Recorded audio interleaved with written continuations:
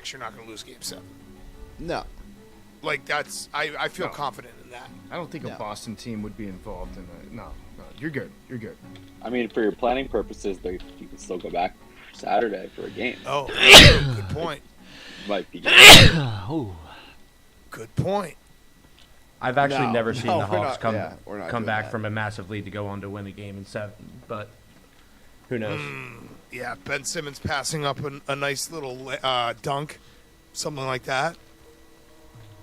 No, yeah, I've never seen that happen. I've never seen Trae Young come back from a big lead and end up winning a series. So, okay, so other games. Congrats to your Nuggets, PFT. Thank you. They've gotten one round. Your Wolves' future that you were telling us all they got to do is get to the Western Conference Final. Fell a little short, but I don't really know where the Wolves are going to go from here. Hank's right. You're gaslighting. You're a gaslighter. You're gaslighting. My system, which was right at the time, my process was correct, was that I was betting on the Wolves to finish out the season slightly stronger. By slightly stronger, I meant like 1 or 2 more wins in their last 12 games than they actually got. I was betting on them to end up playing the Kings in the first round. I was hoping for that matchup, and knowing that De'Aaron Fox would break his finger against the Warriors, and then they would go ahead and they would be able to win that first series. Then, if they got to the second series, there might be a hedge opportunity, but definitely if they won 2 series, there would be a huge one. So my system was right, but the good news for me is I have a lot more money that's on the line for the Nuggets. I stood to make more money on the T-Wolves, but I had more of my own personal money on my Nuggets for a long time. This is a bet 2 years in the making. So I'm happy. We said on the last show that Jokic hadn't been the guy yet, and they had still been playing well. Well, right after we recorded that show, Jokic went out there and dropped like 40. Tonight he had a triple-double. So we're good. We're in good shape right now. And you know what? Nobody's talking about us. No one's talking about the Nuggets. I'm actually it felt dirty that you had the T-Wolves against the Nuggets. The Nuggets are your team. They're your Western Conference team. Like, you needed them. The better PFT team advanced, both for you personally and your like two year stake in this, and also for the larger money. The T-Wolves were a fling. It was an impulsive thing that I did that I thought I figured out a way to break Vegas, which I did. But the T-Wolves they didn't pull their end of the bargain. That's my problem with it. I did everything that I could. I made all the right moves. But sometimes Rudy Gobert doesn't listen to math, and he punches his teammate in the face. That's what they did win that game. Still, they so the Nuggets are done. Or sorry, the Timberwolves are done. That poor guy in Game 4 in the Timberwolves crowd who was waving the Nuggets goodbye down 3-1. That was tough. But yeah, I do think the Nuggets are very, very good. I'm excited. We're going to talk about LeBron a little bit, but Jokic is one of those players that he's been so good, and the playoff, the team has not gone far enough. I'm rooting for him just because I don't like when people are like, well, he sucks because he's a bum in the playoffs, you know? Mm-hmm. And he's fun to watch. Yeah, no, I mean, he's legitimately, he's an MVP. Some would say that he should have been the MVP this year. I'm not saying that, but a lot of people have said that. He's a beast. I mean, he's not a fluke.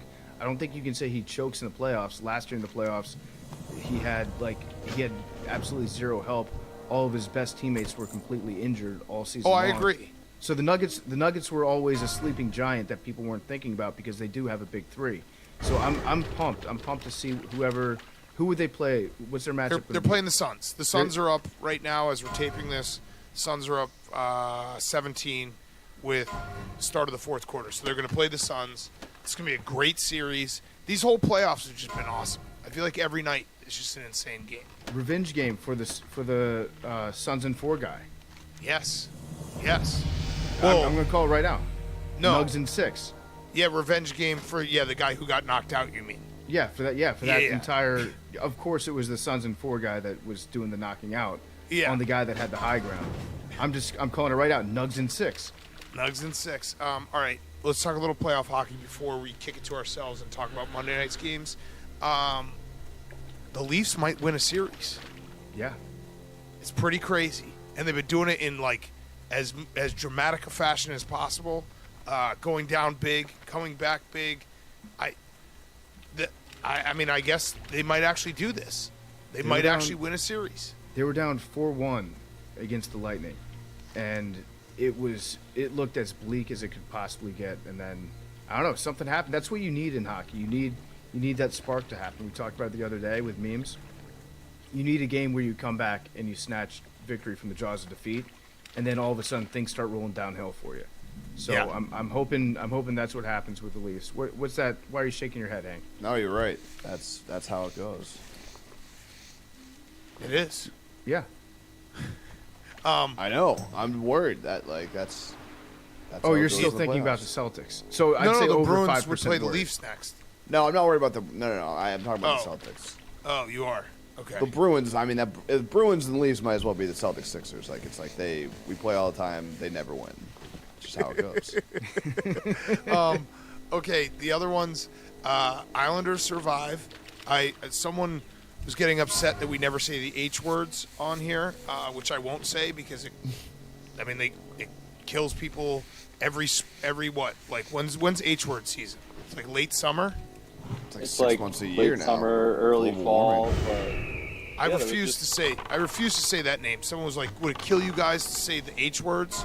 And he said the full word, and I was like, "Yeah, we don't say that on this podcast." But the Islanders back to Game 6. Every hockey series feels awesome, and then the Rangers. The Rangers fans are right now facing an absolute disaster situation because the way they won the first 2 games, and they talked all that shit. And now it feels like the Devils have control of this series. There's nothing worse. And like kind of a mini rival, there is nothing worse than having that early success, feeling like you got them, and having everything flip on you, and all that shit you talked coming right back in your face. I mean, that's the story of New York sports for the last, 10 years? Yeah. That's kind of how they operate. It's honestly sad how excited New Yorkers get about first-round playoffs. Yeah. It really is. It's really sad. Like let's think about it, because you've got the Rangers, right? You've got the Knicks from last year. These Knicks might be a little bit different, but you've got the Knicks from last year, and then you also have the Giants beating the Vikings, and all the Giants fans around our office were like, "Yep, this team's going to take care of the Eagles. We can do this. We can make it happen." It's sad. New York, have a little bit more respect for yourself, okay? Zach Wilson won a game, and memes put a time picture of the year. Photoshop, like instantly. Regular season game. It's sad how low the bar has fallen here in New York. Is memes here right now, or is he on the train? I don't think He's not here. He did give me a statement to read about the Islanders, though. Okay, Islanders Minute with memes, and then we'll kick it to ourselves and talk about the rest of the playoff games. Okay, Islanders Minute with memes. To whom it may concern, 2 minutes left in hockey with the other team controlling the puck in your zone is an awful feeling. Yes. Wanted to throw up the entire time. Is this a poem? With that being said, back against the wall, you get a win on the road. It's coming back to the island for Game 6 on Friday. You win, and anything can happen in Game 7. Go Islanders. Nice. He is right. That game, the last 4 minutes, it felt like the H-words had the puck in the Islanders zone, and it was excruciating if you're an Islanders fan. It is really no worse feeling. You're like, something bad is going to happen. Yeah, and even in some of the best moments of a time like that, it just becomes a face-off, and then you have to have a face-off in your own zone. So you just get a 15-second breather to feel like you're not staring down the jaws of death. Yes. And then, boom, you're tossed back into the fire. And the Oilers look good. They might, unless they absolutely choke this. The Oilers. The Oilers. It's midnight. I've slept 4 hours the last 3 nights. The Oilers Kings series has been so much fun. Every game is just chaos, goals everywhere. But yeah, they're up 6-3 right now in the third. Late in the third, Oilers might take that 3-2 lead. I feel like the Oilers though are like mini Leafs. That the minute they get up in something or have any little success, it just blows up in their face. So that's a cautiously optimistic, maybe the Oilers will advance. I just like the term Oilanders. The Oilers. That's a good team. Great. And they have the same colors pretty much. Yeah, they do. It Like sounds the like a dude Philadelphia from Australia Eagles. talking about the Samoans. Yeah, the Oilers. Okay, we have a lot more to talk about. We taped it earlier in the day, so not as scatterbrained. Let's kick it to ourselves in studio. Okay, quick word from a wonderful new sponsor. It is Duracell. Duracell has joined Pardon My Take. We're very excited about it. Few sports are more technically demanding than auto racing. Because of those standards, Williams Racing only trusts one brand of batteries, Duracell. You may not think you need the same level of performance in your batteries until you do.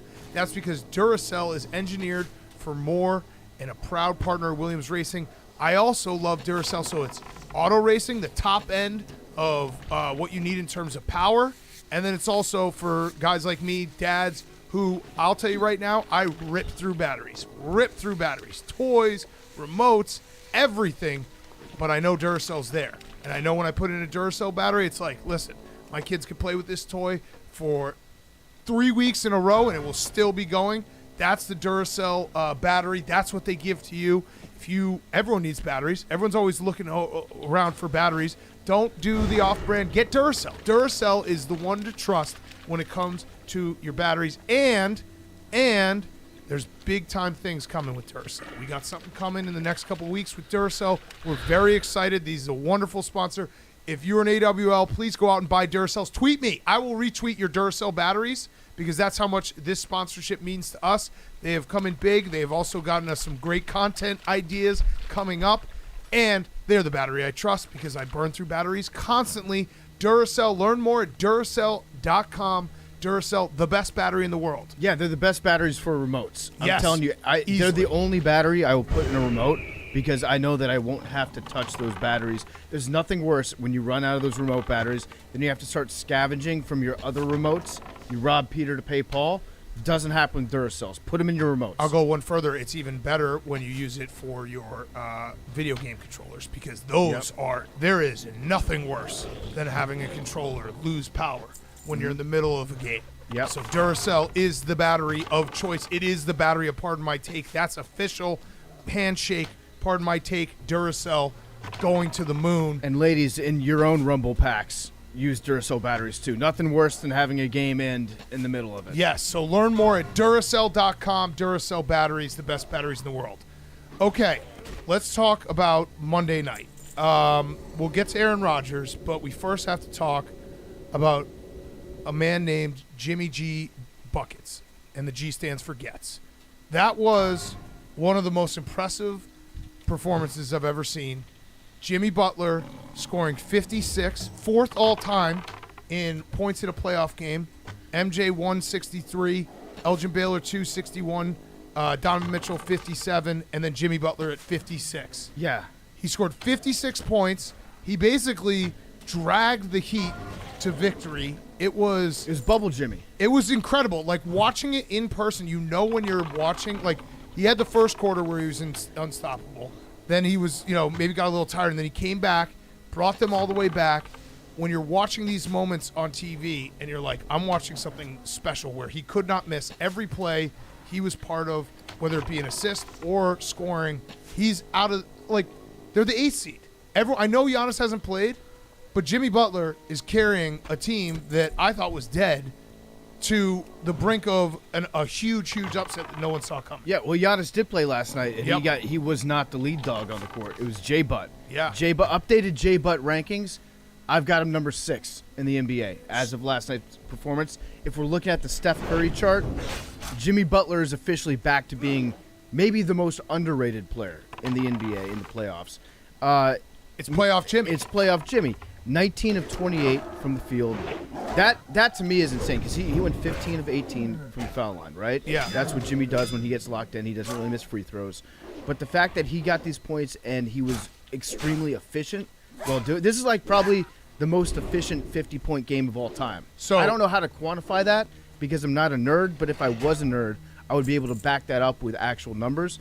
To me, just based on the eyeball test and watching the game and looking at the stat sheet, that's the most efficient 56-point performance of all time. And his spin moves, like he had Giannis, like he was one-on-one with Giannis in the low post. I think it was in the first quarter, and he was just making moves left and right on him. Like everything he was doing was working. So when you talk about efficiency, now obviously the playoffs have only gone 4 games so far. fun fact, play-in games don't count anywhere. The stats that happen in playing games don't go in the NBA history book. They just don't exist. Because it's a non-regular season It's game. the dumbest rule ever, Yeah. so those don't exist. So it's only been 4 games. So obviously if he goes on a long run, some of this will maybe regress to the mean. But there are only 2 players in the history of NBA who, in the playoffs, have gone 35 points, averaged 35 points, 5 rebounds, 5 assists on 50+% shooting. It's Michael Jordan, LeBron James, and now it's Jimmy Butler, and he's doing it on 62.8% shooting. That's insane. Classic J-Bud. You were talking about his moves in the post. Some of his head fakes are just insane. It's crazy. And You remember that the old SNL sketch where it's the Butabi brothers that are just nodding their head? Yeah. That's what J-Bud's You, doing. me, you. Yeah. He's just nodding his head, like faking people out with his head, with his shoulders, with his neck.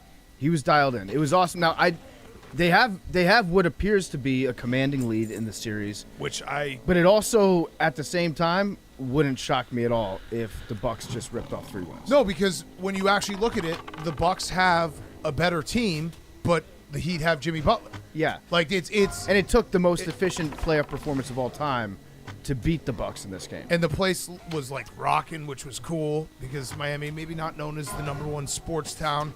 The whole thing was awesome to watch. We were having the debate. So you said 6. I think that's where we landed. If you had to pick a guy to win a game in the playoffs, Yeah. the list that I was thinking was it's Giannis, Scott Foster. it's Giannis, it's Jason Tatum, it's Curry, it's Durant. Who was the other name we had? Chris Paul. Not No, Chris Paul. probably Oh, not you Chris. Hank threw out Kawhi, which healthy Kawhi I kind of agree with, and Jimmy Butler's right there. Mm-hmm. Like I don't know who else we're missing. No LeBron. Oh yeah, LeBron. LeBron is also there, which we'll get to in a second. Yes, that was the one we were missing. LeBron. So he's somewhere in like 5 to 7, 5 to 8 of guys that if you wanted to pick to win a game, he would be it. Like that's how good he is in the playoffs. Yeah. And how dominant he is. And it was an awesome. It was kind of like Reggie Miller was saying it. That's the most impressive Heat performance. It is the only time I think a Heat player scored 50+ in a playoff game, and that's Which is crazy with the big 3. Yeah, LeBron, Dwayne Wade, Chris Bosh, Alonzo Mourning. Like, there's a lot of good players in Heat history, and Jimmy just did it. Yeah, it was awesome. It was awesome to watch. Good for Jimmy. I still do think the Bucks might win this series. I think they might too. But it does go back to the fact that it took a statistical anomaly to beat the Bucks in this game. he just does it again. Maybe he does it again. I don't know if he can do it twice in a row, but yeah, J Bud is back officially, and I think that we overuse the term "who's got that dog in him." I Yeah. feel like there's like 30 different guys in sports that currently have a dog inside them right now. I think it should be one guy has the dog in him. There should be one dog guy. I think dogs have Jimmy Butler. Dogs have Jimmy Butler in him. I'd say Jimmy Butler he's the head dog. Yeah. He's the alpha dog right now in sports. It's so much fun when he gets going. And then the other one we had, LeBron. Well, let's also talk about the fact that Duncan Robinson had a staggering plus 15 in the plus Yeah, minus. he's been awesome. 3 or last 4 two from games. 3. Yeah, he's been awesome the last 2 games. And then the night game, LeBron, vintage performance. I don't like LeBron. Everyone knows that. We talked about it on Sunday, but Dylan Brooks has made me like LeBron because I do think there's like a pecking order and a hierarchy that you shouldn't mess with. Like Dylan Brooks is a nobody.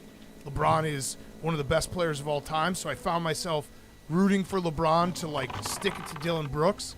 And he does with the clutch shot, 8.8 seconds left over Dylan Brooks. Also hit that 3/4 court shot when time expired, Yeah. that was very funny because it's like, what can he do? But it was like an old school vintage. I'm going to throw it back and just be the best player on this court. First player since Shaq, first Laker since Shaq to have 20 points, 20 rebounds in a game. He was incredible. Like, he was incredible. He stuffed it to the Grizzlies, who are the Memphis penis touchers. They had another 2 on Monday night where they touched 2 more penises. But it was cool to see, like, LeBron's 38 years old, and he's doing this. And I am officially on, like, Lakers might be really, really good watch. So as LeBron gets older and as we age gracefully, I might add, on this podcast, I do start to find myself rooting for him in places where I wouldn't have before, just because it's like if LeBron is still going out there and dominating the NBA, I'm still young. Right. It makes me feel young to see him do that. Whereas before, when he was dominating, when he was like 20, 21 years old, 22 years old, I was like, what have I done with my life? Right. Why is this man doing so many things that I'm not even in the position to think about? But now that we're getting older, it's like I find myself gradually hating him less. And you're right, part of that has to do with the fact that it's not that I love LeBron, it's that I like him. I hate him less than I hate Dylan Brooks. Right. And so it's like the old story of if you're getting chased by a tiger, you don't have to be faster than the tiger, you just have to be faster than the other guy that the tiger's chasing. I want Dylan Brooks to get eaten by the tiger. I'm okay with LeBron surviving this attack. He's switched on me because he no commented again last night after the game. You can't do that. You can't say LeBron's old and poke the bear and back it up with absolutely nothing. Like he is a total clown, and LeBron proved that he's still got a lot of gas in the tank. And the Lakers, I believe, if you include playoffs, since the trade deadline, have the best record in the NBA. They do. So, yeah, I'm nervous. I'm officially nervous. But it's good for the league. Good for the league. Good you for the guys league. hate him, but the more he's You know what? around, the more exciting. We it root is. for ratings on this podcast. Yes. By the way, This is good for ratings. I mentioned the fact that LeBron had he was the first Laker with 20 points, 20 rebounds in a playoff game since Shaq. One of my favorite things to do is look old Shaq, like his game logs from the playoffs. In the 2001 playoffs, he had 3 separate games where he had 40-plus. He went 44-21, 43-20, and then in game 1 of the finals, he had 44 points and 20 rebounds. Like that, he was just so fucking dominant. Yeah. So dominant. Those old Lakers teams were a lot of fun. Also, most important player on that team, Robert Horry. Yes, it's a fact. Clutch legend. That's a fact. But, yeah, LeBron, Hank, do you want to say anything about the fact that LeBron seemingly has a very nice path to the NBA Finals? I don't think they'll make the finals, but I'm now retracting my original take of like I don't take them seriously. I have to take the Lakers seriously. I think I am rooting for Celtics Lakers in the finals. that would be awesome. A little bit. No, that'd be awesome. I hope it happens. Those are all the chips. I'd rather play the Lakers than the Suns. It's also you guys are tied for Or the total, Warriors. for total championships. Yeah. So are you nervous about LeBron? No. Were you rooting for LeBron last night? No. Okay. But I've said it on the show over the years. He has done well so many times that it's impossible to hate on him as a bad player. I still root he's against not him. a bad player. I root against him. Well, he's not a choker. So there was a while where he was a choker and he No, couldn't he get it. hits clutch shots. He hit that Right. clutch shot. The only argument that you have against LeBron as a player, the only knock that people can have on him is that he's not as good as the greatest basketball player of all time. I very thoroughly enjoy rooting against him. I don't hate him as a person, but I very much enjoy rooting against him, and it hurts sometimes. But I just hate that's what the Dylan fun of Brooks. sports. I hate what Dylan Brooks it's, did to me. it's nice to have someone to root against. Yeah. It does it makes you hate Dylan Brooks more. Yeah. Knowing that he makes you hate LeBron. It's lightweight hilarious that we're actually rooting for LeBron. Yeah, no, I can't deny my feelings, but it will change once they get out of this series. But Dylan Brooks has made me root for LeBron to basically shove it in his face. And John Morant, the play he made at the end of the game, like that should have been the story. Obviously, LeBron hit that shot, but that was an incredible play. You know what I like about LeBron sometimes is when he does get actually mad at something, because he spends so much of his time making everybody like him and trying to just like appeal to everybody and try to be this big mythical figure. That I like it when he actually gets emotional on a human level that's not calculated. Yeah. And when he's pissed off at somebody, he's fun to watch. Yeah. LeBron, I think also the cracks in the Grizzly team are showing because I believe I can't remember. I think it was Bane that was on LeBron, and he said afterwards that the help needed to come there, and the help was Dylan Brooks. Yeah. And so I think that if you're on the Grizzlies, you have to be pissed that Dylan Brooks did this. Yeah. Oh yeah. It like I think we talked about this last week. It's the Lance Stevenson, Deshaun Stevenson factor. People challenging LeBron that have no business challenging LeBron actually makes it way worse for everybody else on the team. Yes. And also Austin Reeves, 23 points. Austin Reeves. He's awesome. He's averaging like 18 points a game. Legitimately a good player. Yes. I'm taking the Lakers for real. I retract my initial statement, and I was wrong. It's a lot of people are throwing out the Alex Caruso, Matthew Dellavedova comparisons for Austin Reeves. let me just say that Austin Reeves is not Matthew Dellavedova yet. Right, yes. Okay, other news. Aaron Rodgers is now a Jet, officially. Congratulations to us, Billy. To Congrats. both of us. And to memes. Congrats. And to memes. Are you excited? I'm pumped. It was getting. I actually tweeted yesterday morning before the news broke. I was like, if this thing doesn't happen, it's never gonna happen. Yeah. And then it happened. If this thing doesn't happen, it's never gonna. That's No, like profound. around the It's draft. Confucius. Around the draft. Yeah. If it wasn't gonna happen right before the draft or right after the draft, it was never gonna happen. It was one of those things like, is the check in the mail? Yeah. Like, is it really coming? And now that it's real, Jets are definitely gonna go to the playoffs and Oh, might make a run at don't- Super don't- Bowls. don't say I'm it. actually so hyped. They have a Don't say top that. 5 defense. They have weapons, and they have Aaron Rodgers. I really don't see how this goes wrong. Yeah. Okay. Here's how it goes wrong. That was great. That Literally, was great adding literally, that Don't clip that. literally everything you just said is how it goes wrong. Guaranteed to make the playoffs. Let me just ask you guys off the top of your head, since the last time I'm the dead. Jets made the playoffs. Let's count the Jets' last Oh, playoff what the game fuck as was that being one aggro game, range, okay? man? How many was more looting playoff the appearances fucking- do the Detroit Lions have than the Jets? 2. 3. They have 3 times as many playoff appearances as the Jets since the last time the Jets made Wow. the playoffs. So the Jets have been, like, historically, they've been on a real bad run recently. Yeah, And- they're the longest drought, and right? I don't know if they that sounds right. I think they're the longest drought in the NFL. But saying all the talk about the Jets being one piece away, it feels like kiss of death scenario where it's like we finally have the complete total package right now, and Alright, I have to watch this now. Motherfucker. Where are we at?